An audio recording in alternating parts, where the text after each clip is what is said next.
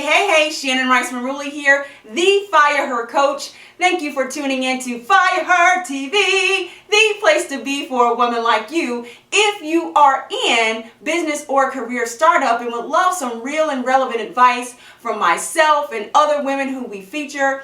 But most importantly, to learn how to fire her, that part of you that will definitely try to hold you back from the career, business, life, and success that you deserve. So come on over and listen in on the final conversation between myself and the owner of the Spa Bar, Fatesta Bateman, to learn how by taking action, she was able to identify the things that were holding her back, the one word that she and I both hopes to be terminated. And lastly, she's going to share some practical steps that you can start implementing today in your business and your life. All right, so we've talked a little bit about, how we can sometimes sabotage our own success. And one of the things you just mentioned that you decided to give up that was holding you back, because listen, ladies, that part of us that holds us back can show up in very subtle ways. And for her, one of the things that she notices, it was television that was holding her back. So, outside of television, what has been like the biggest obstacle or the biggest thing that you've noticed that you had to give up in order to get to where you are right now in your business? Well, I went to massage therapy school. After I quit my corporate job, I wanted to go into massage therapy because I really feel like if you can do something with your hands, then you should have a job for the rest of your life, or a career for the rest of your life. So I went to massage therapy school after hosting an event where I brought in massage therapists, and they made a lot of money, and I was like, wow, I should go try to do this. But I went to massage therapy school. I don't know, I just thought that it was going to be people there just kind of doing a whole lot of massages. I didn't even think about the curriculum or anything like that. I was like, oh, okay, how hard could this be just to go rub on some people? But I went, and it was mind-blowing as to the energy that was there, that it requires. And I would have never, because people who do massage therapy are passionate about doing massage therapy. And I think at first I went in thinking I could just go do this and make some money. And I wasn't going to really be open to anything. But when I got there, the ideas started to flow because I think I was really free. At that point, I was really free. Your mind was... It was open. And so the energy was great, the people were great, and I, for the first time, let go of all the stuff that I felt that was holding me back. And I was in an open space in my mind, just started to just really be free, and the ideas started to come in, and hence the Spa Bar was created out of that space that I was in. But I really had to give up some of the things that I felt about myself and about people, because really, I think people in general really want you to succeed. They do. And sometimes we get to this point where we're feeling like everybody is against us, or some people are against us, and you hear this word hater, which I hate that word. I do too. I hate that word. I hope that it never is used. I hope it's retired now. But I really feel like there are just as many people that are rooting for you and that are in support of you than there are, the few that are probably not happy for you. But I had to come into, not that I felt that anybody was, not rooting for me, but that space, that time helped me to grow in areas that I really needed to grow and see people in a different aspect. It's really, really important. Yeah. Well, thank you for sharing that, and I want to end with just you, sharing with our Fire Her family with just some tips or just some last thoughts that you want to share with them to encourage them, as many of them are making the transition first and foremost mentally to leave possibly their jobs, or they're already in their new business and they're kind of maybe struggling a little bit. Just any advice that you would want to share. I would say the first thing is to invest in yourself. Invest. Take time to, and that doesn't have to cost a whole lot of money. Reading is free. So if you go to a local library, or if you're at Barnes & Nobles, which is one of my favorite places, that information is free. You can go in there, you can read up on your industry, read up on the things that you love, and that really inspires you to do the next thing. always communicate with people, stay open, network. That's really important. Yes. Again, it doesn't really cost a lot to network. Reach out to people, stay active in the social media front. I'd say if you're not on Facebook, get on Facebook today. Yes. Don't look at it as, oh, that's drama, people, because Facebook, any social vehicle is basically what you make it. It can be as great as you make it or as terrible as you make it. Exactly. And I say get on Facebook. After all, there's a billion people. Yes. I think 4 billion who are really utilizing that space and really doing some great things in it. I made a post the other day and I said, you know, with the resources that we have here on Facebook, as far as information, data, customers, mentors, I mean, there's really no reason that anyone is not one step closer to their dream. Yes. So I say just, you know, take time and read, take time and network, take time and really go get on Facebook and so some of these social media sites and start to make a presence. Yeah. And believe in yourself. I think that's the biggest thing. Anything worth having is worth working for. Yeah. It's not going to come overnight. I started my business from scratch. 3 years later, it's good. Exactly. It's a good business and I love it. I love where I am right now in my life. I know there's better things and there's bigger things that'll be happening, but you have to start from somewhere. We sure do. So go ahead and do it.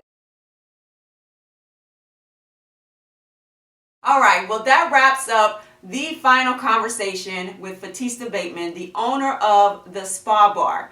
And if you have not connected with her yet, please visit www.thespabar.com to learn how you can possibly host your first or your next great event right here in Dallas, Texas. Well, you know it's time for your Fire Her Weekend Challenge assignment. And I want to start off this week's assignment by asking you the question, why do you feel your beliefs have to be in alignment with your goals? Why is it that your beliefs have to be in alignment with your goals? You know, I had to ask myself that question a few years ago after I realized that my passion wasn't enough, my talent wasn't enough, my education wasn't enough, even went as far as saying my mentors were not enough.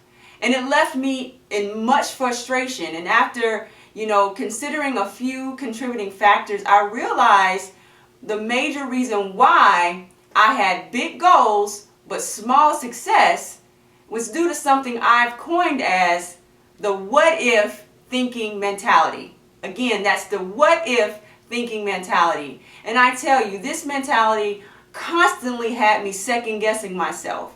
And so to give you a better understanding, consider these few scenarios that I've created for you. Hello, I'm Shannon Rice-Muruli, founder and CEO of Girlpreneurs Worldwide, and I envision my company being the leading personal growth and development company, helping women around the world fire her, that part of themselves that is holding them back due to untrue beliefs that they've adopted about themselves, bad habits, and wrong ways of thinking. But what if somebody's already doing that? What if I'm only able to reach one woman? Oh gosh, I don't think this is a good idea. Hello, I want to be the Fire Her coach, being real and transparent, open and honest about the journey that I've taken to learn more about how to fire her in my own life and use that as a testimony to help other women and create trainings and platforms and events and services and products that can help women transform their lives as well. But what if people talk about me after I share my stories and I'm very transparent? What if people don't like me? What if people think that what if people just don't embrace me after I share who I really am in an effort to help more women? What if I really do make it big? Will I lose the people who I love and my childhood friends? Will they think that I'm different?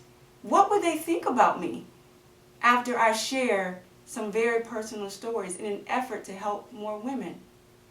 I think I'll just stick to writing a book of quotes. All right, so although that was kind of funny, right?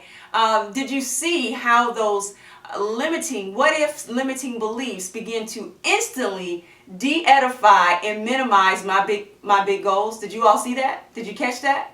See, the thing is, there is no way you can achieve your goals if you don't have the belief to support those goals. They have to be in alignment.